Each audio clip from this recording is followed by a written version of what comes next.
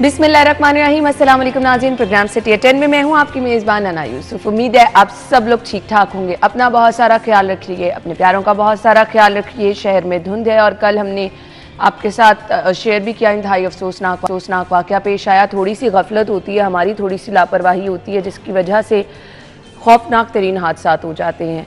Rescue का death सामने आता है धुंध की वजह से। एहतियात से ड्राइविंग आप लोग नहीं करते तो प्लीज़ मोहतात ड्राइविंग कीजिए।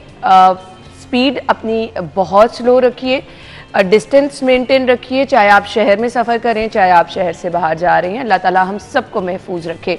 प्रोग्राम का बाकायदा आगाज़ करेंगे। चूँकि शहर में धुंध की शिद्दत बहुत ज़्यादा है तो हम चाहते हैं हम अपने शो में आपको अपडेट रखें। वो लोग जो कि इंतज़ार कर रहे होते हैं, जिन्होंने दूसरे शहरों को जाना होता है, उनको हम अपडेट रखते हैं कि मोटरवे की क्या सिचुएशन है। अभी हमारे रिपोर्टर इरफान मलिक इस वक्त वहाँ पर मौजूद हैं। इरफान, बताइए क्या स्टेटस है इस वक्त मोटरवे का?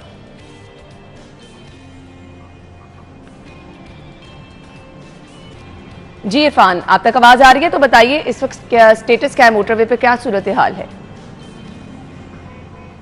अना, आपकी आवाज़ तो बिल्कुल नहीं आ रही, लेकिन मुझे कुछ अंदाज़ा हो रहा है कि आपने क्योंकि इंट्रो दे दिया है तो इस हवाले से जो मोटरवे के ऊपर सूरत हाल जो है उसके ऊपर बात करेंगे। तो इस वक्त हम बाबू साबू मोटरवे टोल प्लाजा पे मौजूद हैं और यहाँ पे गाड़ियों के कॉन्वाय लगने शुरू हो चुके हैं, लेकिन अभी तक जो है वो मोटरवे खुली नहीं है। मोटरवे को बंद हुए 12 से 15 घंटे गुजर चुके हैं और इस हवाले से आपको बताएं कि लाहौर से तमाम जो मोटरवे के जाने वाले रास्ते हैं, जैसे लाहौर से सियालकोट जाने के लिए मोटरवे रास्ता है, इसी तरह लाहौर से मुल्तान के लिए या दीगर जो रास्ते हैं, ये तमाम रास्ते गुज़िश्ता 12 से 15 घंटे से बंद हैं। इसमें आपको बताएं कि गुज़िश्ता रोज़ ही शाम 4 बजे के बाद शहर में धुंध ने चादर अपनी ओढ़ ली थी और पूरे शहर के अंदर जो है वो शदीद धुंध थी और ये लाहौर की पहली धुंध थी जिसने पूरे शहर को अपनी लपेट में लिया था। पहले कुछ रोज़ से भी धुंध जारी थी, लेकिन वो लाहौर और लाहौर के गिरदोनवा के जो इलाके हैं या लाहौर के नवाही इलाके हैं वहाँ पे ज़्यादा धुंध होती थी, जो 10 से 11 बजे के दरमियान जो है वो ख़त्म हो जाती थी। लेकिन ये गुज़िश्ता शाम से धुंध शुरू है और अभी तक महकमा मौसमियात के मुताबिक इसके अंदर जो है वो कमी नहीं आ रही। लेकिन महकमा मौसमियात का साथ साथ ये भी कहना है कि आइंदा कुछ देर के बाद, कुछ घंटों के बाद जो है वो सूरत हाल बेहतर हो रही है और उसके बाद जो रोड यूज़र हैं वो बग़ैर किसी रोक टोक के रोड्स को इस्तेमाल कर सकेंगे। और मोटरवे पुलिस का भी ये कहना है कि हद निगाह बेहतर होने के बाद मोटरवे को आम ट्रैफिक के लिए खोल दिया जाएगा। सुबह हम जब यहाँ पे आए थे 9 बजे के करीब, तो उस वक्त भी सूरत हाल जो थी वो इससे ज़्यादा शदीद थी, शदीद धुंध थी। उस वक्त तो हद निगाह जो है वो इंतहाई जो कम हो चुकी थी, लेकिन अब हद निगाह के अंदर कोई कुछ बेहतरी आई है। और लाहौर के अगर दीगर इलाकों की भी बात की जाए तो वहाँ पे भी धुंध के अंदर कमी आई है। तो यहाँ पे मोटरवे टोल प्लाजा पे जहाँ पे हम मौजूद हैं, यहाँ पे भी धुंध के अंदर शिद्दत जो है उसकी कम हुई है और महकमा मौसमियात का इस हवाले से कहना है कि आइंदा 11 से 11:30 बजे के दरमियान जो है वो धुंध जो है मजीद कम होगी और उसके बाद मोटरवे जो है उसको भी आम ट्रैफिक के लिए खोल दिया जाएगा। चलिए जी, ठीक है, thank you so much. Irfan Malik साहब मोटरवे पर मौजूद थे, टोल प्लाजा हैं और हमें बता रहे हैं 11:30 बजे तक ऑलमोस्ट टाइम दिया जा रहा है कि मोटरवे को खोल दिया जाएगा। तो इंशाल्लाह आपको अपडेट रखेंगे। आप इसी तरह सिटी 42 देखते रहें तो आपको हम अपडेट रखेंगे कि मोटरवे को कब ट्रैफिक के लिए खोला जा रहा है। बाकी लोग जो कि शहर में सफर कर रहे हैं, प्लीज मोहतात ड्राइविंग कीजिए। आज की खबरों की तरफ आएंगे। सबसे पहली खबर और स्टूडेंट्स के लिए बहुत अच्छी खबर। स्कूल एजुकेशन का छुट्टियां एक हफ्ता मजीद बढ़ाने पर गौर। शहर पर धुंध की चादर तन गई।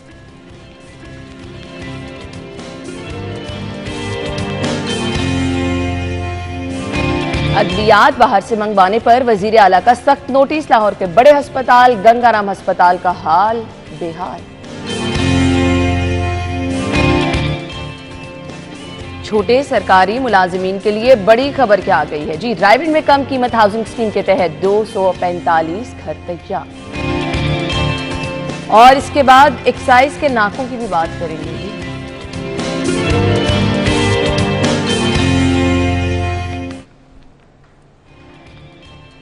वैसे तो ये नाको चने चपवा देते हैं, लेकिन इसका फीडबैक क्या आता है, कुछ शहरियों को फायदा भी पहुंचता है या नहीं, या फिर उनके लिए कोई आसानी भी होती है कि नहीं? इस पे भी हम बात करेंगे, थोड़ा सा इंतजार कर लें। हमारे सीनियर रिपोर्टर्स हमारे साथ मौजूद हैं, आमिर रजा खान साहब और दुर्रे नायाब ने ज्वाइन किया है। अस्सलाम वालेकुम। अस्सलाम। Thank you so much. ये छुट्टियों वाला जब भी सिलसिला आता है ना, ऑनेस्टली स्पीकिंग वो स्कूल का टाइम याद आ जाता है। इतनी कोई खुशी होती थी कि एंड पे पता होता था मंडे को स्कूल जाना और फिर छुट्टियां अनाउंस हो जाती थी। आमिर भाई, ये ऐसी है कि छुट्टियों के बच्चों को तो खुशी होती है, लेकिन मैं ये समझता हूँ कि उनका तलीमी साल का खर्च भी होता है बहुत ज्यादा। अभी बहुत करीब पेपर्स हैं, असल में जो कुछ अभी 9th और 10th के निकाला पेपर्स है ना, हैं। उससे हम मैं आपको एक बात बताऊं, अभी हमारे पूरे के पूरे जो तलीमी साल है इसको दोबारा से बनाने का रीवैम्प करने की जरूरत है, यानी इसको दोबारा से रीशेप करने की जरूरत है। हम गर्मियों में 3 महीने की छुट्टी देते हैं और सर्दियों में 10 दिन की, 8 दिन की। ये गलत है। अगर आप गर्मियों में भी 1.5 माह की छुट्टी दें और सर्दियों में भी 1.5 माह की छुट्टी, क्यों? उसकी वजह यह है कि अगर गर्मी से ही बच्चे बेहाल है तो यहाँ स्मोक का मसला है, धुंध का मसला है, सर्दी का मसला है, तो इसमें भी बच्चे बीमार होते हैं। आप मुझे कोई घर बता दें कि जहाँ पे बच्चे बीमार नहीं हैं। आमिर भाई, मैं तो अपने बच्चों को कहीं लेके भी नहीं गई, फिर भी बच्चों को खांसी, फिर भी बुरा हाल। इसकी वजह स्मोक है। हाँ। तो इसका मतलब ये है कि अब हमें गर्मियों की और 3 महीने की छुट्टियां खत्म करके उसको 1.5 माह पे लाना चाहिए, जो पीक गर्मी का सीजन हो और जो पीक सर्दी का सीजन हो। अभी छुट्टियां खत्म होने वाली हैं बच्चों की, तो आप जरा चेक कर लें कि इस वक्त सर्दी किस पीक पे है और अभी धुंध है, और धुंध आगे कितने दिन रहेगी ये कोई पता नहीं है। तो बच्चों को छोड़ना, बच्चों को लेके जाना आना, ये सब मुश्किल काम होगा।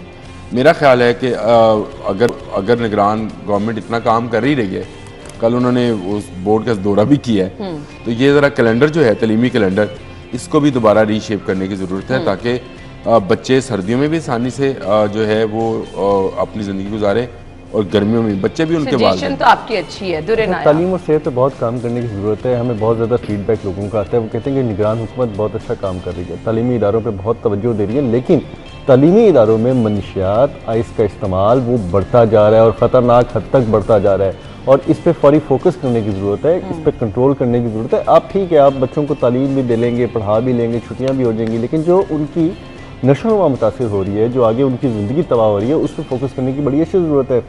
रही बात धुंध की, तो ये लाहौर का बहुत ज़्यादा मसला बढ़ता जा रहा है। मुझे नहीं लग रहा कि अगले 10 साल तक पता नहीं लाहौर में हम रहने के काबिल भी रहेगा।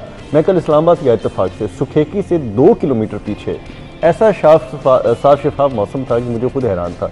जैसे ही शाम का 5:15 की बात है, मैं सुखेकी रुका हूँ उस पर। मैं कल तो अजीब वाली धुंध थी शहर में 5 बजे के बाद। सुखेकी से निकल के मोटर पे चढ़ा हूँ, ऐसे ब्लैक लेयर के अंदर धुंध के अंदर एंटर हुआ हूँ कि मुझे समझ नहीं आया। कल जो 5 बजे के बाद था वो स्मॉग भी थी और फॉग भी थी, और उसके बाद पूरा लाहौर जो है वो ब्लैक फोग के अंदर डूबा हुआ था। लाहौर के अंदर आके तो आमिर भाई हमें वो पीली पट्टी भी नजर नहीं आ रही। ठीक है, अब मैं गूगल लगा के बस पहुंचा, क्योंकि गूगल एक अल्लाह ताला की नेमत है, समझे कि वो हमें ना ट्रैक भी होने देता।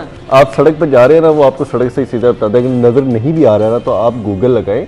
मैं सबको ये मशवरा दे रहा हूँ कि गूगल लगा के अपने मंजिल मकसूद तक पहुँचे, अपनी घरों की लोकेशन अपने पास सेव रखें और गूगल लगाएं। गूगल आपको सड़क से लेफ्ट राइट नहीं होने देगा, आप कच्चे पे उतर जाए, किसी और गली मुड़ जाए। ये ना हो ना कि किसी के गैराज में किसी के पीछे पहुंच के हॉर्न दे रहे हो तो आमिर भाई निकले के भाईजान ये तो मेरा घर है, आप किधर मेरे पीछे आ रहे हैं। तो ऐसा ना हो। दूसरे चलो मजाक में बात चला गया। तो छुट्टियों में यह है कि सुबह से बहुत मैसेजेस आ रहे हैं, लोग पूछ रहे हैं कि क्या वाकई ये फैसला है। कुछ खुश भी हो रहे हैं, कुछ परेशान भी हो रहे हैं, कुछ झरके हुए हैं कि ये बच्चे फिर घर में सवार होंगे। बीइंग अ मदर मुझे पता है ना, सर्दी में बच्चे हल्की सी भी अब सर्दी लग रही है तो नजला, वायरल इन्फेक्शन बहुत ज्यादा है। हमारे अंदर इतना लाहौर में वायरल इन्फेक्शन है कि डॉक्टर्स को परेशानी हो रही है, उनको ये चीज रिकग्नाइज करने में मुश्किल हो रही है कि अब ये कौन सी इन्फेक्शन है। दुर्रे नायाब, आप यकीन माने, मैंने डॉक्टर साहब को कहा, बड़े सीनियर डॉक्टर हैं, कि मैं तो अपने बच्चों को कहीं लेके भी नहीं गई। उन्होंने कहा घर में अगर किसी बड़े को है तो बच्चे उससे मुतासिर होंगे। बच्चे को है तो आप बड़े मुतासर होंगे। ये बच्चे जो स्कूलों में गए थे, अब वहीं से वो इन्फेक्शन लेके आए और आपके घरों में बेशुमार लोग, हमारे अपनी फैमिली के अंदर बहुत बेशुमार। और हमारे मोहल्ले का डॉक्टर है, दुर्रे भाई सॉरी मैं आपकी बात काट रहा हूँ, हमारे मोहल्ले का डॉक्टर रात 12, 12:30, 1 बजे तक काम कर रहा है, जो 10 बजे अपना क्लिनिक बंद कर देता है। अच्छा, एक बड़ी कॉमन इन्फेक्शन इस टाइम है जिसका भी रिकग्नाइज नहीं कर पा रहा है कोई, ये क्या चीज़ है जिसमें आपको बुखार चढ़ता है हल्का सा, फिर उतर जाता है, तरेड़ आती है पसीने की, फिर आपको एक दिन ऐसा 2 दिन 3 दिन रेपिटेडली होता है, फिर आप ठीक हो जाते हैं। अब ये नहीं समझ आ रहा, ना ये डेंगू है, ना किसी के प्लेटलेट्स गिरते हैं, ना किसी को और कोई कोरोना टाइप की सिम्टम्स होते हैं। ये अजीब सी चीज़ है और ये बहुत कॉमन होता जा रहा है और ये फैल भी रही है, यानी कि ये वायरल हो रही है। आप एक दूसरे से लगा रहे हैं, दूसरी चेस्ट इन्फेक्शन बहुत ज़्यादा है। आप देखें ना, अब मैं फिर जिक्र करूँगा अल्लाह ताला जन्नत बख्शे हमारे मरहूम NLE दिलशाद बेग को, कि किस टाइम उसकी चेस्ट पे ऐसी इन्फेक्शन हो गई, उसको लंग्स में इन्फेक्शन होते हुई वो कैंसर में तब्दील हो गई, क्या पता लगा, और दिनों की बात है वो चला गया। तो हमें इन चीज़ों से सीखना चाहिए। कभी नहीं लगता था ऐसा, बड़ा हंसमुख और बड़ा खूबसूरत बच्चा था, मतलब हंसता खेलता उम्र भी, लेकिन हम इन्फेक्शन इतने ज़्यादा चले गए हैं कि हमें नहीं पता हमारे अंदर कितने टॉक्सिक जो है वो जा रहे हैं, सांस के जरिए जा रहे हैं, और इम्यून सिस्टम जो है हमारा डिस्टर्ब हो चुका है। ये हम इसको मानने या ना मानने, लेकिन आने वाली नस्ल जो है वो आपकी कमज़ोर तरीन नस्ल होगी, जिसको बचाने के लिए मेरा ख्याल है जो निगरान गवर्नमेंट काम कर रही है, जिस तरह से कोई मौसमी बारिश का, या पहली मरतबा चले ये सोच तो आई कि ये स्मोग आखिर है क्या है? जी। अभी तक तो ये नहीं पता था। देखें, फसलों को कहते थे आग लगाते हैं इंडिया वाले, या पाकिस्तान में फसलों को आग लगती है तो स्मोग आती है। अब तो आग नहीं लग रही, अब तो माशाल्लाह गंदम का सीजन है, ऐसे ही है। अब तो स्मोग नहीं होनी चाहिए थी, लेकिन कंप्लीट हो चुके हैं ऑलमोस्ट शहर के अंदर जितने आपके हैं, तो अभी वो भी उसका भी इम्पैक्ट नहीं आना चाहिए।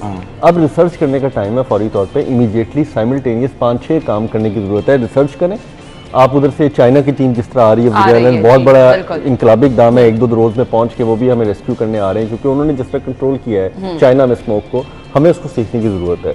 हमने डेंगू आया तो श्रीलंका से मदद ली, मुख्तलिफ और जो है वो ममालिक से मदद ली, हमने कंट्रोल किया। अभी हमें मदद लेने की ज़रूरत है टेक्निकली। हम टेक्निकली इतने सुपर ह्यूमन नहीं है कि हमें सब कुछ नज़र आ रहा है, सब कुछ पता है, तो उम्मीद है कि हम इस पर काबू पाएंगे। मेरा ख्याल है, अगर आपकी बात, सॉरी काट रहा हूँ, दुरे की बात को आगे बढ़ाता हूँ, अगर हम ये पेट्रोल डीजल की यही इनकी इंस्पेक्शंस कर लेना, मेरा ख्याल है ये काबू आ सकता है। मुझे लगता ये है कि पेट्रोल के अंदर जो मिलावट है, पेट्रोल के अंदर जो मिलावट है ये बहुत बड़ी वजह होगी, और जो गैसेस निकलती हैं वो धुएं की तरह आपको नजर नहीं आती है, लेकिन निकलती तो है। ये गैस के अंदर वैसे पार्टिकल्स हैं जो कि इस पूरे मौसम को या पूरे फिजा को, लेकिन मैं इसके साथ प्लीज ये भी ऐड करना चाहूंगी कि ये जो भारी भरकम तनख्वाहें लेने वाले इन महकमों के महकमा माहौलियात के लोग बैठे हैं, प्लीज इनको भी काम करने की आदत डालें, बर वक्त काम करें, पहले तैयारी करें, ताकि ये जो अजाब हमारे सर पे आ जाता है इससे हम महफूज रहें। बाकी हमें नहीं पता, हमारी मजबूरी, हमने दफ्तरों को भी आना है, बाहर भी जाना है। अब बाहर की फिजा से हमारे अंदर क्या बीमारियां फूट रही हैं, ये जाके आपको 2, 4, 5, 6 महीनों बाद पता चलता है कि आपके अंदर क्या बन। इस महकमे का नाम माहौलियात की बजाय ना माहौलियात रख देना चाहिए, यानी ये माहौलियात ये हमारे साथ हमारे साथ ये महकमा मजाक है, ये महकमा मजाक है। तनख्वाह लेके अच्छी मैं आपको बताऊं, मेरा पिछले दिनों जाना हुआ इधर मुरीदके की तरफ, और उस तरफ मैं गया हूँ, सारे भट्टे चल रहे थे, धुआं उसी तरह से निकल रहा था, पता नहीं कौन से जिगजैग तो कौन से, कहीं कोई जिगजैग नहीं है, ये हमें जिगजैग करने इस तरह से घुमा रहे हैं, और ये जब रिपोर्ट देंगे तो आपको जिगजैग टेक्नोलॉजी का बताएंगे बाकी, लेकिन सारी जगह पे भट्टे चल रहे हैं और कूड़ा करकट चल रहा है। में इनका इतना जबरदस्त काम है कि आप इंप्रेस हो जाए देख के, क्योंकि हमें ये कागजों पे लिखा हुआ ही आके बता देते हैं। बंद रोड के साथ साथ रात को जो तार जलाई जाती है और उसमें से कचरे में से तार निकाली जाती है और सिल्वर निकाला जाता है, जरा रात को मेरा ये ख्याल है कि थोड़े दिन में ये कागजी कार्रवाई इस हुकूमत में ज़्यादा देर नहीं चलती। वज़ीर आला भी देख रहे होते हैं और वो सुन रहे होते हैं, उनको चीज़ों का पता होता है, वो बस एक दफ़ा ही थोड़ा सा वो हरकत में आते हैं और फिर काफ़ी हरकत में आ जाते हैं। तो ये अगर ब्यूरोक्रेसी ये समझ रही है कि ये बहुत ज़्यादा देर तक आप छुपा के, धोखा दे के सरकार को भी, लोगों को भी आप अपना काम चला लेंगे, तो ये ज़्यादा देर नहीं चलेगा। चलें जी, दुआ है अल्लाह ताला से कि बारिश हो जाए, ये स्मॉग तभी छटेगी, और मेरे ख्याल से ये जो खांसी, नज़ला, जुकाम, वायरल इन्फेक्शन बहुत ज़्यादा हो रहा है, माहिरीन भी यही कह रहे हैं कि ये बारिश के बाद ही सिचुएशन बेहतर होगी। तो अल्लाह पाक करम करे, अपना हम सबको महफूज रखे। हम ब्रेक के बाद आपको ज्वाइन करेंगे, हमारे साथ ही रहिएगा।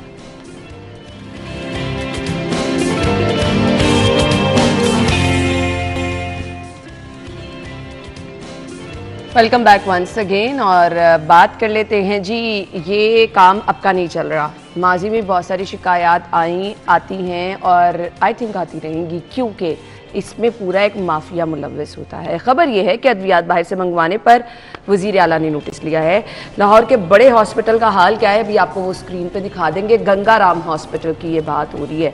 दुरे नायाब अगेन बात वही होगी, आप खुद सीएम के साथ तमाम हॉस्पिटल्स का विजिट करते रहे, जब जब गए सीएम साहब ने गुस्से में कहा और जैसे मर्जी कहा, काम ठीक हो गया। जब वहाँ से वापस आ जाते हैं, जहाँ जहाँ सीएम साहब जाएंगे वहाँ काम ठीक हो जाएगा, 2, 4, 5 दिन के लिए होगा, और फिर वहाँ पर वही हालात अगेन। ये अद्वियात वाला मामला इतना सेंसिटिव है चिल्ड्रन हॉस्पिटल में गए तो सीएम साहब ने कहा कि जी 8 घंटों के अंदर अंदर रिपोर्ट मिलनी चाहिए, जो कि 2-2 दिन भी नहीं लोगों को मिल रही थी।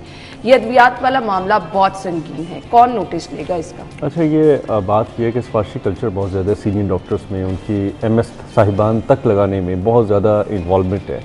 इस गवर्नमेंट में तो ऐसी इन्वॉल्वमेंट नहीं रही, लेकिन अब इन लोगों को इतनी आदत पड़ गई है। पाकिस्तान जितना भी अब बहसीत कौम, हम जो लोग अब इस करप्शन और इस तरह के प्रैक्टिस में इन्वॉल्व हो गए हैं, उनको अपने 4 पैसों की खातिर अगले बंदों की जिंदगी से खेलना, उनको रोलना, उनको अजियत देने की जॉब का हिस्सा है, ये चीज़ आम चीज़ है। मैं बताऊं आपको कितना को फर्क होगा अगर मरता हुआ देख रहे हैं, किसी बंदे के खानदान लवाइद की इनको अजियत में देख रहे हैं, आप 100 रुपए कमीशन की खातिर किसी को टेस्ट देने के लिए बाहर भेज रहे हैं कि जी हम यहाँ टेस्ट नहीं करना।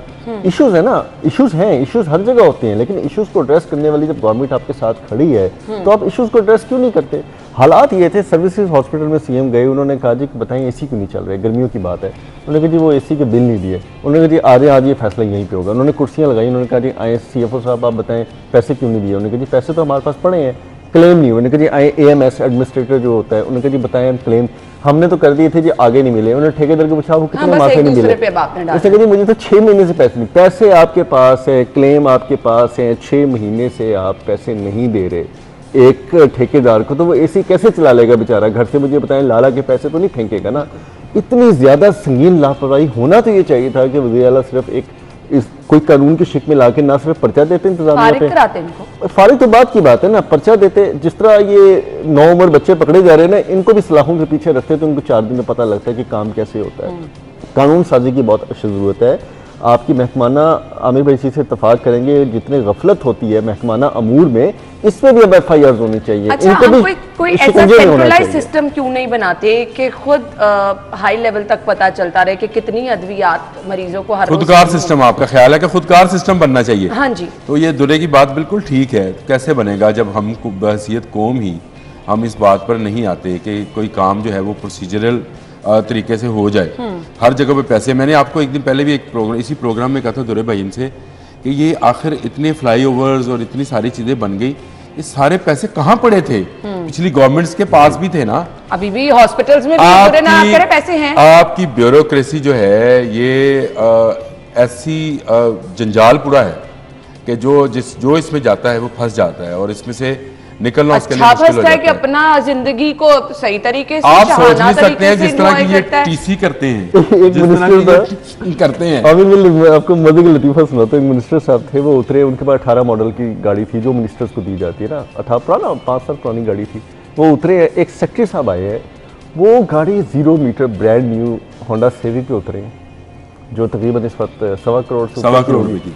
तो मैंने मिनिस्टर को मजाक नहीं कर, मैं सर आपसे तो बेहतर आपके सेक्रेटरी है जो इतनी गाड़ी, उसको नागवार तो बहुत गुजरा, लेकिन अब बाद मेरी बात के लाजवाब तो था, जवाब तो कोई नहीं था। तो ये हालात हैं आपके। देखें, मैं एक बात फिर करूँगा, जब हमारा इदारा है ना, हमारे इदारे के ऑनर हैं, मेरा जब लाइफस्टाइल या आमिर भाई का या किसी का भी लाइफस्टाइल बहुत सारे लोगों से ऊपर जाना शुरू हो जाएगा, तो एक दफ़ा हमारे ऑनर को या हमारे अपने भी इदारों को सोचना चाहिए कि भाई ये लोग कहाँ से, क्या कोई फ्यूल बेच रहे हैं, क्या कोई यहाँ पे कोई आइस का कारोबार कर रहे हैं, क्या कर रहे हैं कि जो इतना ज्यादा इन पे या खबर बेच रहे हैं, खबर हो रहा है। शर्मी इतनी ज्यादा हो चुकी है, मैं क्या कहूँ, ठिठाई इतनी ज्यादा हो चुकी है कि अब उनको शर्म भी नहीं आती। अब उनको ये भी नहीं आता कि यार हमने एक ब्रांडेड सूट पहना है, हमने एक औकात से ज्यादा घड़ी पहन ली है, हमने एक गाड़ी जो है वो अब हम लेकर आते हैं, अपनी ज़ाती गाड़ियाँ जो करोड़ों रुपए की गाड़ियाँ हैं वो लेके आते हैं, तो हमें कोई पूछेगा, हमें कोई देखेगा, हमसे कोई सवाल करेगा कि यार ये कैसे आ गया आपके पास सब कुछ। और 40-40 करोड़ के घर में रहते हैं ब्यूरोक्रेट ये, और फिर कहते हैं सर जी अच्छा, अब उनकी बातें सुन के जितना अर्सा मुझे एक्सपीरियंस हुआ, क्योंकि पहले तो हम ऑब्जर्व करते थे, जर्नलिस्ट थे, फिर हमें गवर्नमेंट में कुछ करीब से देखने का मौका मिला, अपने बॉस के साथ मूव करने का मौका मिला, तो हमें अपनी ऊपर शर्म आनी शुरू होती है कि अगर इनके ये हालात है, हमें तो दादा दरबार पे जाके बैठना चाहिए और वही खाना खाना चाहिए, हमारा गुजारा बहुत मुश्किल है। तो ये हालात इस ब्यूरोक्रेसी के हो चुके हैं, अब इनको कोई शर्म नहीं रही, कोई हया नहीं रही। मैं आपको बड़ा ऑनेस्टली बता रहा हूँ, इनको नहीं फर्क पड़ता कि अगर ये 5 करोड़ की गाड़ी में उतरेंगे, लैंड क्रूजर में उतर के जाके कहीं पे खड़े होंगे। अफसोस होता है जो नए लोग भी आते हैं वो भी उसी रंग में रंग जाते हैं, मतलब मकसद ही है ना।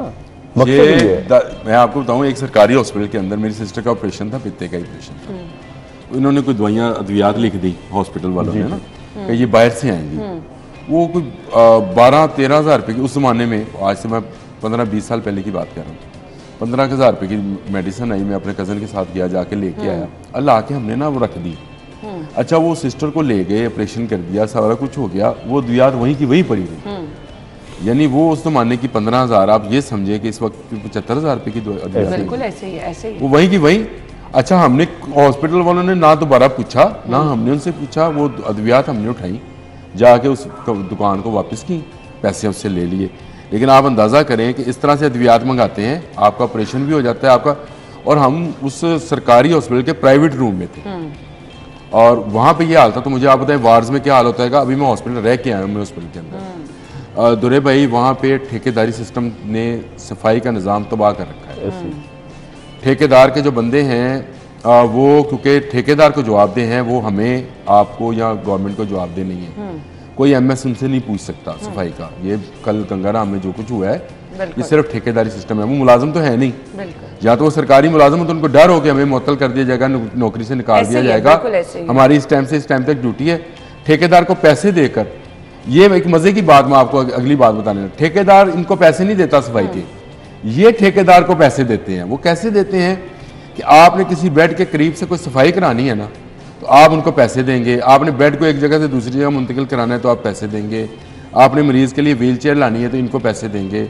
आपने कोई चीज़ मंगवानी है बाजार से, लेट से आपने साबुन मंगवाना है, आपने इनको पैसे दिए, बाकी पैसे इनके हैं। ऐसे ही है, तो ये उल्टा ठेकेदार को पैसे देते हैं। गवर्नमेंट भी ठेकेदार को पैसे दे रही है, ये जितने वहाँ काम करने वाले सफाई वाले हैं ये भी ठेकेदार को पैसे दे रहे हैं। और मुझे से प्लास्टिक ये भी बेच रहे होते हैं, मुझे से प्लास्टिक ये बेच रहे होते हैं, जो बाद में हमारे बर्तनों में आप बड़े शौक से जाके ओवन करती हैं और खाना निकाल के बाहर खा लेते हैं। तो ये हालात हो गए हैं और ये निज़ाम ठीक होना बहुत मुश्किल है। मैं तो जब वज़ीर आला हमारे आए थे तो मैं तब भी कहता था कि सीएम एक दिन कुर्सी लगा के हॉस्पिटल में बैठेंगे। अब वो नौबत भी आगे चली गई है, मुझे खुद समझ नहीं आ रहा है कि मैं बगला क्या ऐसी पेशेंट गोई करूं कि वो भी ठीक हो, वो भी करके देख लिया। मेरा ख्याल है कि वो घर जाके सोने से प्रेफर ज्यादा करते थे कि मैं किसी अस्पताल में जाके जो है ना लोगों के हालात देख लूं, वो घर नहीं सोते थे जाके। लेकिन इनको फिर भी ये बता दें किस हॉस्पिटल जाएं, गंगाराम के यही हालात हैं, सर्विसेज का आमिर भाई बता रहे हैं क्या हालात हैं, मेयो के यही हालात हैं। मतलब कहाँ अपने महदूद वसाइल में इस निगरान सेटअप ने पैसा पानी की तरह बहाया है सेहत पे, तालीम पे, और ये भी सियासतदानों को मुंह बंद कर दिए कि जी आप सेहत तालीम पे खर्च नहीं करते, करके देख लें फिर बिगाड़ कहाँ आ रहा है, फिर बिगाड़ कहाँ पे पैदा हो रहा है। फिर बिगाड़ इस ब्यूरोक्रेसी में है, उन लोगों में है जो कि काम नहीं करना चाहते हैं। ब्रेक ले लेते हैं, ब्रेक के बाद हम अगली खबर की तरफ आएंगे, हमारे साथ ही रहिएगा।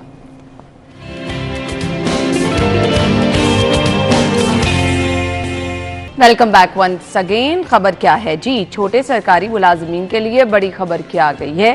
रैबिट में कम कीमत हाउसिंग स्कीम के तहत 245 घर तैयार किए गए हैं। आई मस्ट अप्रिशिएट, ये जरूर होना चाहिए। आमिर भाई, मैं दुरे भाई साथ बैठे हैं, तो ये जो प्रोजेक्ट है मैंने पहले भी कहा था, ये तो खैर पुराना प्रोजेक्ट था, चले बन गए 246 घर, बड़ी अच्छी बात है बन गए, लेकिन अब हमें वर्टिकल्स में जाना चाहिए, हमें ऊपर की तरफ उठना चाहिए। ये जितनी जगह है इस जगह पे ये जितने 246 घर बने, यहाँ पे 1000 से ऊपर घर बन सकते हैं अगर हम फ्लैट सिस्टम पे चले जाएं, और इतनी ही रकबे पर एक फ्लैट हो जितने रकबे पे ये घर है। और ये अब गवर्नमेंट को प्लान करना पड़ेगा और करना चाहिए और भी। आपको लोगों को इसके बारे में मैक्सिमम बताने हैं, इस कल्चर को। दूसरा मैं आपके तवज्जो से और दुरे भाई के होते हुए फ़ायदा उठाते हुए निगरान गवर्नमेंट से कहूँगा कि इसमें प्लांटेशन का जो काम है वो खुदारा PHA को, जिसके मैं सबसे ख़िलाफ़ हूँ सबसे ज़्यादा, उसको दे दें। मैंने देखा है कल वो बिल्कुल बंजर बाहर की उनकी जो ग्रीन बेल्ट्स हैं, वो बजाय लोग खुद आपसे करें, आप एक डिज़ाइन उनको दें और वो उस पर काम करके दें उनको, बाद में वो संभालते फिर अपने माली रखें जो मर्जी करें, लेकिन एक दफ़ा उसको खूबसूरत बना दें। सरकारी घर हैं, अच्छे बने हुए हैं, अंदर से मैंने इंटीरियर जो मुझे फुटेज में नज़र आया वो कोई इतना काबिल ज़िक्र नहीं है। बाहर का आउट क्लास है, उसकी आउटलुक जो है वो बाकी सरकारी घरों से बिल्कुल डिफरेंट है, वो मज़े की चीज़ लगी है मुझे। अंदर के दरवाजे शरवाजे मुझे ज़रा मट्ठे लगे, लेकिन बाहर की प्लांटेशन अगर करा दी जाए, दरख्त लगवा दिया जाए, और दूसरा अगर कोई नया प्रोजेक्ट है तो खुदारा उसको फ्लैट सिस्टम पे ले जाए, उसको इस तरह से ज़मीन पर। अच्छा, मैं थोड़ी सी आपकी यहाँ पे ये भी रिक्वेस्ट करूँगा कि कुछ चीज़ें हम समझते हैं कि निगरान हुकूमत जो है ना वो लगेज के तौर पे या बैगेज के तौर पे लेके आई है, यानी कि उसमें उनकी मंशा नहीं थी, लेकिन अब कंप्लीशन लेके जाना था चीज़ों को।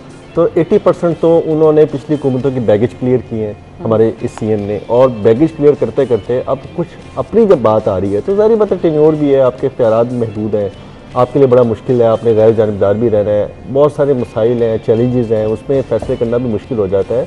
हाँ, अगर अब नए फैसले होंगे जो यकीन ये गवर्नमेंट जो है वर्टिकल हाउसिंग की तरफ जाएगी, नो डाउट। और ये भी वो मनसूबे हैं जिसपे हमारे एक बहुत ही स्पीड वाले वसीम अकरम प्लस वज़ीर आला थे जिन्होंने ऐसी स्पीड में काम किया कि 2018 के बाद आज और 2023 में जाके निगरान सेटअप ने हाथ जोड़ के काम मुकम्मल कराया कि आपकी मेहरबानी है ये मुकम्मल कर दे। मैं कौन सा मनसूबे का नाम लूँ, मैं अरीना का नाम लूँ, मैं एलडी सिटी का लूँ, मैं 11 स्पोर्ट्स कम्प्लेक्स का लूँ, मैं ये सस्ती गरीब कम आमदन वालों के हाउसिंग मनसूबों के नाम लूँ, मैं आपके अंडरपासिस फ्लाईओवर जो पीछे रुके हुए थे उनके नाम में कौन, मैं रिंग रोड पे तो 12 साल बाद मैं किस पे नाम लूँ जो कि हमने इस हुकूमत ने एक कहते हैं कि जहेज में आए हैं, तो इस हुकूमत के जहेज में ही सारे प्रोजेक्ट आए थे जो इनको पूरे करने पड़े।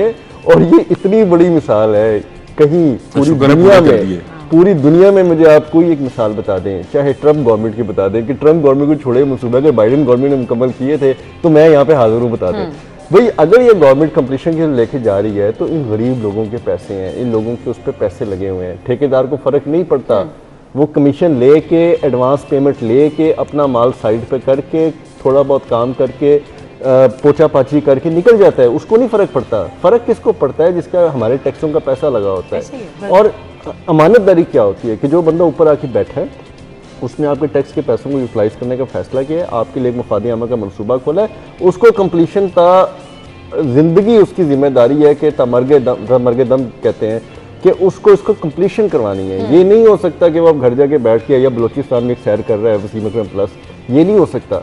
आपको उसकी कंप्लीशन करवानी है, आपको जवाब देना है कि मैंने क्या आपसे या मेरे से पूछा गया था कि यहाँ सड़क चौड़ी होनी है या अंडरपास बनना है, फ्लाईओवर बनना है, आपने फैसला किया, आपने अच्छा फैसला किया, हुकूमत ने गवर्नमेंट ने लोगों के लिए एक बेहतर फैसला किया, लेकिन अब लोगों के इख्तियार में तो नहीं है ना किस पे कंप्लीशन की लेके थे। तो हमने 80% तो लगे जी, और जितना भी ज्यादा सर्व किया है बाद में फिर हेल्थ और एजुकेशन उस पर फोकस रखा है। फिर पुलिस पे बहुत रखा है, लेकिन पुलिस पे भी अनफॉर्चुनेट पुलिस की बिहेवियर पे चेंज नहीं आया। बिल्कुल अब उस पे भी सीएम क्या कर सकते हैं? आर्टिफिशियल पुलिस ऑफिसर लें, रोबोट जिस तरह आपने देखा दुनिया में कि वो खाना भी बना रहे हैं, कुक भी कर रहे हैं, ये भी कर रहे हैं, वो भी कर रहे हैं, मार भी रहे हैं, बंदा मार दिया उन्होंने, कल की खबर है कि वो रोबोट ने बंदा मार दिया, मुझे डर लगना शुरू हो गया। तो बहुत सारे चैलेंजेस हैं। पुलिस को अखलाकी तौर पे बाउंड किया गया है, तरक्कियां दी गई हैं, पैसे दिए गए हैं, शोधा के पैकेजेस बनाए गए हैं, सब कुछ किया गया है। अगर इसके बाद असर नहीं होता ना तो फिर असर नहीं होना, मैं आपको ये बता दूं। और हालात तो यही नजर आ रहे हैं कि नहीं ऐसा कुछ होने वाला। हमने ब्रेक लेनी है, ब्रेक के बाद अगली खबर की तरफ आएंगे, हमारे साथ रहिएगा।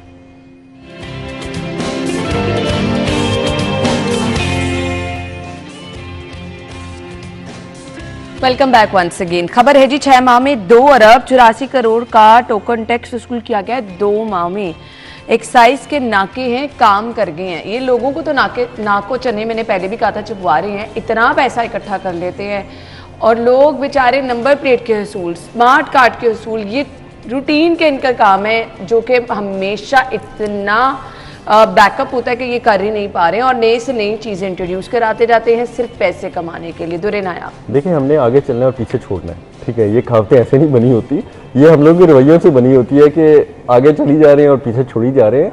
और लोगों के हालात ये हैं कि आप पेडेंसी इनकी चेक कर लें, आप इनकी नंबर प्लेट्स, इनके कार्ड, सीएम पूछेंगे तो कुछ सही होगा। मेरा तो ख्याल है कि अभी ये सीएम शायद यहाँ पे तवज्जो नहीं दे पाए, एक दफ़ा या गए होंगे या शायद नहीं गए, मुझे एग्जैक्टली याद नहीं। एक्साइज में जब जाएंगे ना तो मेरा ख्याल है कि वो तकरीबन परेशान हो जाएंगे कि यार ये लोग कौन है, ठीक है? उनको अव्वल तो वैसे कई कैटेगरी के लोगों से उनकी मुलाकात हो गई है हुकूमत में, ब्यूरोक्रेसी को भी देख लिया, टेक्नोक्रेट्स को भी देख लिया, नॉन टेक्निकल लोगों को भी देख लिया, आपके जो प्रोफेशनल है, नॉन प्रोफेशनल है, स्किल्ड है, नॉन स्किल्ड, हर किस्म के लोगों से उनका वास्ता पड़ रहा है। लेकिन ये जो एक्साइज वाले हैं ये कुछ और तरह के लोग हैं। इनकी दफ्तरों में जाके देखें, प्लेटों के ढेर लगे होंगे, कार्डों के जो हैं वो बॉक्स पड़े होंगे, और जब उनसे वजह पूछेंगे क्या वजह, कहते कोरियर कंपनी से जो है ना वो डिलीवर नहीं हो पा रहा, और हम कोरियर कंपनी का ठेका कर रहे हैं, बहुत ला रहे हैं, DHL ला रहे हैं, पता नहीं कौन सी ला रहे हैं, XYZ ला रहे हैं। एक आपको नई कहानी सुना देंगे कि जी अब चूंकि हम पाकिस्तान पोस्ट से निकल गए हैं, अब हम कोरियर पे जा रहे हैं और फास्ट हो जाएगा। वो फास्ट ऐसा हुआ कि आज तक वो पेडेंसी क्लियर नहीं होगी। इनसे पूछा जाए कि पेडेंसी क्यों है, रजिस्ट्रेशन क्यों नहीं हो रही, हम नया सॉफ्टवेयर लॉन्च कर रहे हैं और हालत ये थी कभी ना लॉन्च हो जाएगा तो खराब रहेगा। हालत ये थी कि सॉफ्टवेयर टेक्निकल लॉन्च किया है इन्होंने टेस्ट ड्राइव पे, ठीक है, वो 2 महीने आपका उसने पूरा ही ब्लॉक कर दिया। आपकी 2 महीने तक ना कोई गाड़ी रजिस्टर्ड हो रही है ना ट्रांसफर हो रही है, लोगों के सर पकड़ के बैठे और ये कितना सेंसिटिव मामला। और ये बात है कि आपने अगर 1 करोड़ की 50 लाख की गाड़ी ली है, आप उसको सड़क पे लेके विदाउट रजिस्ट्रेशन लेके फिर रहे हैं, आप रिस्क पे लेके फिर रहे हैं, ना उसकी कोई इंश्योरेंस है ना कुछ चीज है, नंबर प्लेट होगी तो आगे बातें चलेगी ना। अच्छा, ये इनके पास नई से नई कहानी है। फिर आप प्रॉपर्टी टैक्स पे आ जाए, इनसे प्रॉपर्टी टैक्स पे पूछे आपने कितने % रिकवरी की है, और रिकवरी होगी वो आपसे मेरे जैसे 5 मरले 10 मरले घर वालों से ना। और जो लग्जरी टैक्स है 10 घर एक तरफ जिनका गुजारा नहीं होता 5 मरले के, और एक घर लग्जरी टैक्स 2 कनाल का वो एक तरफ उसका रेवेन्यू होता है। चक्कर कोई नहीं है जी, पता ही कोई नहीं है कहाँ किससे लेना है, क्या करना है क्या नहीं करना। और इनकी बुक्स इतनी ख़राब हैं कि इन्होंने बहुत सारे लोगों को पुराने बैक डेट पे टैक्स ठोक के उनसे पैसे लेके उनको रेगुलराइज किया हुआ है, और ये नहीं देखा कि उनको आज के मद में कितना टैक्स लगता है।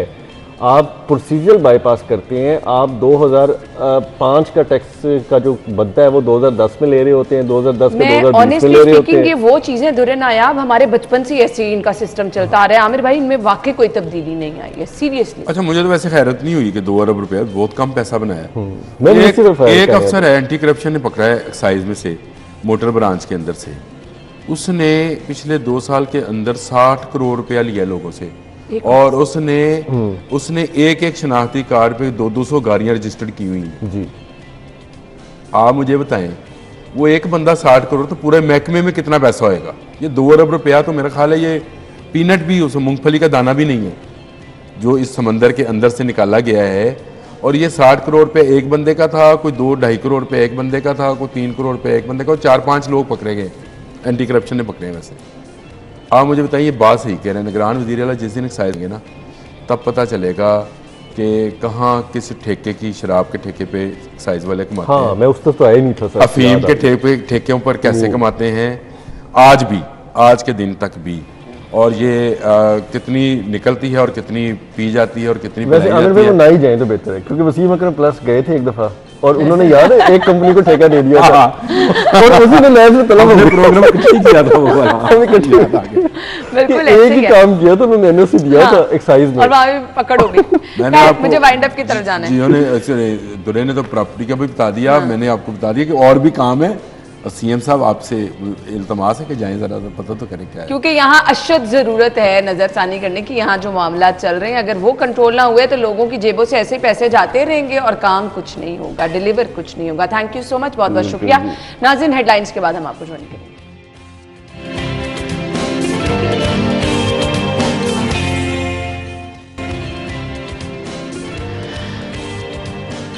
Welcome back once again. Abid Latif साहब हमारे साथ मौजूद हैं और हम बात कर रहे हैं जी रावी अर्बन डेवलपमेंट अथॉरिटी के हवाले से कि किस तरह से अगर नया शहर आबाद हो रहा है तो वहाँ पे बेहतरीन सहूलियात मैक्सिमम लेवल पर किस तरह से प्रोवाइड की जाएंगी।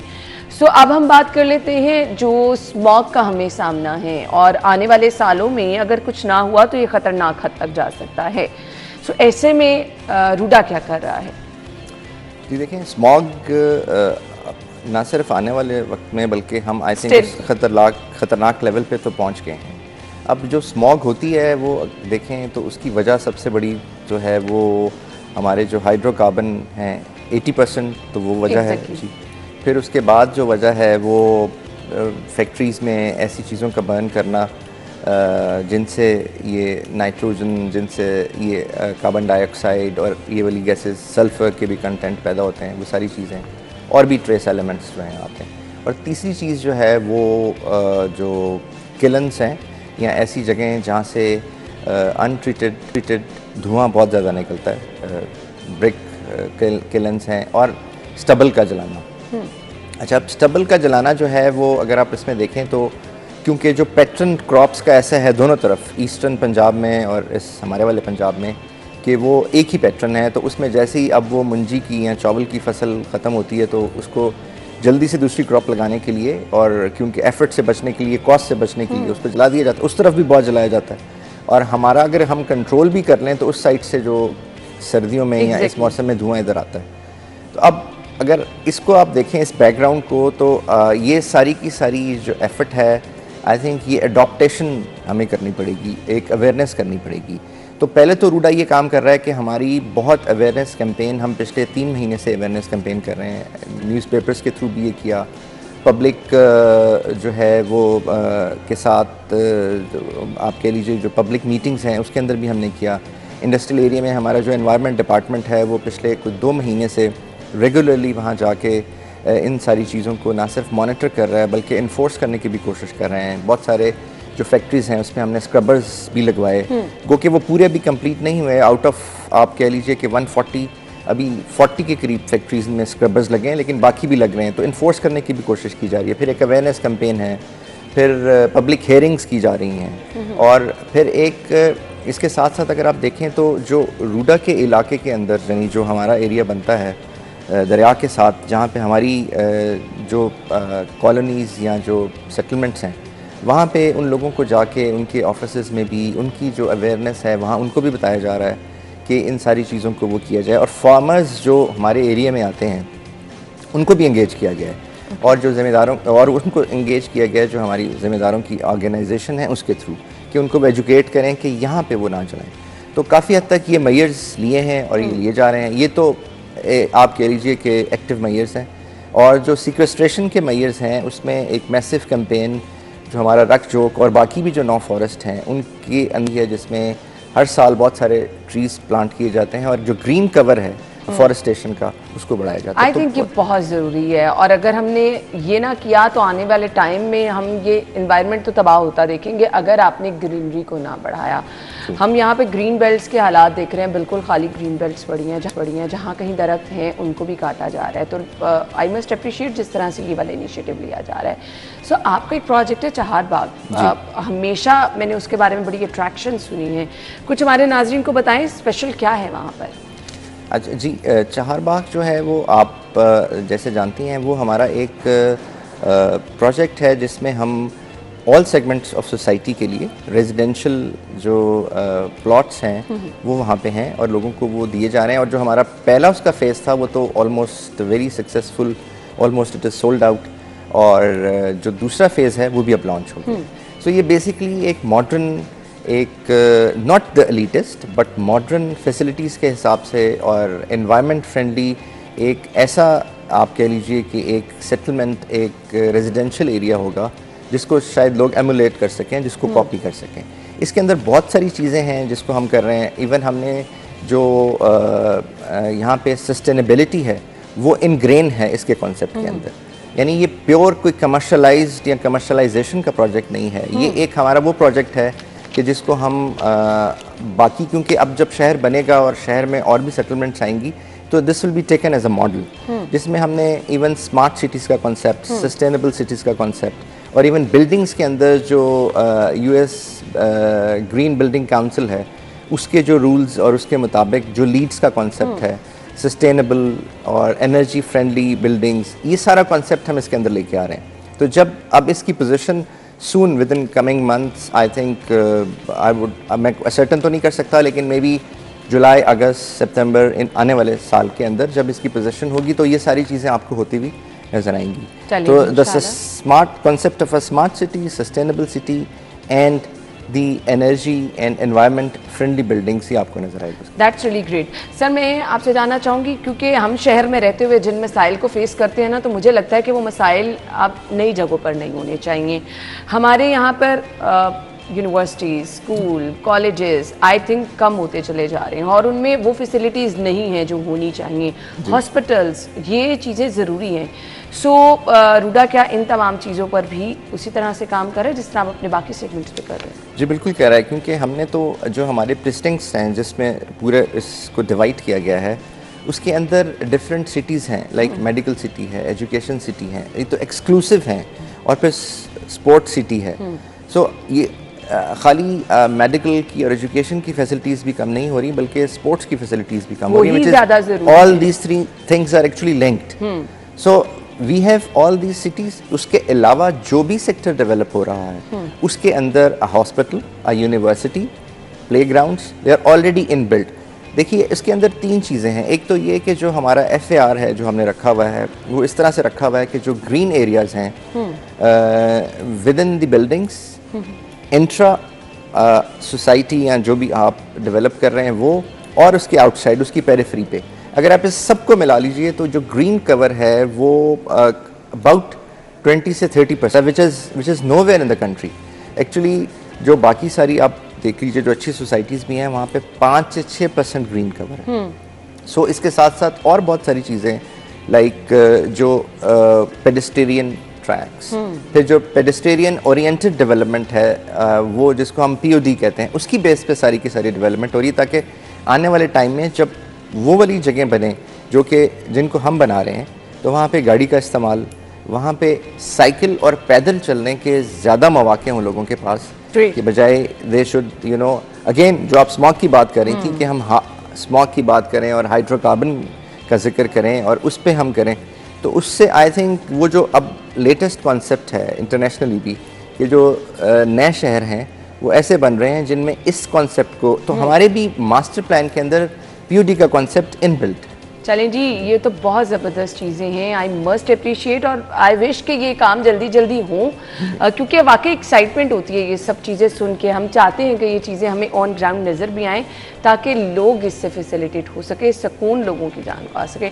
Sir thank you so much, आपके वक्त का बहुत बहुत शुक्रिया। नाज़रीन ब्रेक होगी, हम आपको ब्रेक के बाद ज्वाइन करेंगे।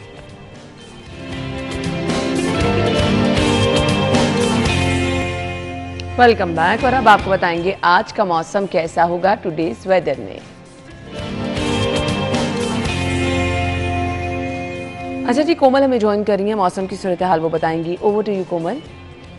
शहर लाहौर में ठिठुरती सर्दी का आगाज़ हो चुका है। लाहौर के बाद से ठिठुरते हुए अपने कामकाज की तरफ रवां दवा नजर आ रहे हैं। सर्दी इस कदर बढ़ चुकी है कि स्वेटर, कंबल, हर चीज़ ओढ़ने के बावजूद आपको महसूस होता है कि सर्दी तो आज बहुत ही ज़्यादा है। इवन हड्डियों में जो है वो जाती हुई महसूस होती है, इस कदर जो हड्डियों के कड़ाके हैं वो भी निकल रहे हैं। और महकमा मौसमियात की जानिब से फिलहाल बारिशों से मुतल्लिक भी कोई इम्कान ज़ाहिर नहीं किए गए, यानी कि आज खुश्क सर्दी रहेगी। तो लाहौरिये जो है वो बहुत ज़्यादा अपनी एहतियात करें क्योंकि सर्दी बहुत ज़्यादा लाहौरियों को पसंद तो है, लेकिन अगर अपना ख्याल नहीं करेंगे तो यही सर्दी उनकी सेहत पर मनफी असरात डाल सकती है। वहीं हम बात करते हैं लाहौर के मौसम के हवाले से, तो मौसम जो है वो इस वक्त मज़ीद अपनी रनाइयाँ दिखा रहा है। धुंध में शिद्दत महसूस की जा रही है जिसकी वजह से हद निगाह में भी कमी आ चुकी है। और क्योंकि सुबह के औकात में ज़्यादा धुंध थी तो इस वक्त जो है वो थोड़ी बेहतर है, इस वजह से हद निगाह जो है वो कुछ बेहतर भी हो रही है। लेकिन फिर भी लाहौरी स्पीड लिमिट का ख़ास ख्याल रखें, फॉग लाइट्स का इस्तेमाल करें क्योंकि हादसा जो हैं वो आपकी हमेशा बेहतियाती बरतने की वजह से ही पेश आते हैं। और वहीं टेम्परेचर के हवाले से बात करते हैं तो मौजूदा दर्जा हरारत जो है वो इस वक्त तकरीबन 14 डिग्री सेंटीग्रेड रिकॉर्ड किया जा रहा है। आइंदा 24 घंटों के दौरान शहर लाहौर में कम से कम दर्जा हरारत 7, ज़्यादा से ज़्यादा 21 डिग्री सेंटीग्रेड तक रिकॉर्ड किया जाएगा, ऐसा माहिरीन की जानिब से बताया जा रहा है। वहीं अगर हम बात करते हैं शहर लाहौर के रंग बिरंगे फूलों की महकती खुशबू के हवाले से, तो लाहौरिये जो है वो सुबह सवेरे कोशिश करते हैं कि अपने कुदरती माहौल को करीब से देख सकें और रंग बिरंगे फूलों की खुशबू से जो है वो खुशबू ले सकें ताकि ताजगी का एहसास उनको जो है वो दिन भर एहसास दिलाता रहे कि आज जो है वो चुस्त हैं और सुस्ती से उनको दूर दूर तक रखा जाता है। वहीं हम बात करते हैं लाहौर में एयर क्वालिटी इंडेक्स के हवाले से, तो AQI की मजमूई शरह इस वक्त 200 रिकॉर्ड की जा रही है। लाहौर आलूदा 3 शहरों की फहरिस्त में चौथे नंबर पर देखा जा रहा है। तो लाहौर ये जो है फ़िज़ाई आलूदगी से भी कोशिश करें कि जहाँ पर मिट्टी बहुत ज़्यादा है वहाँ पर पानी का छिड़काव यकीनी बनाएं ताकि मिट्टी जो है हवा में ना उड़े और फ़िज़ाई आलूदगी का सबब ना बने। ठीक है, थैंक यू सो मच। कोमल हमारे साथ मौजूद थी और कोमल हमें बताई थी मौसम कैसा रहेगा। तो अब देख लेते हैं आज के भाव।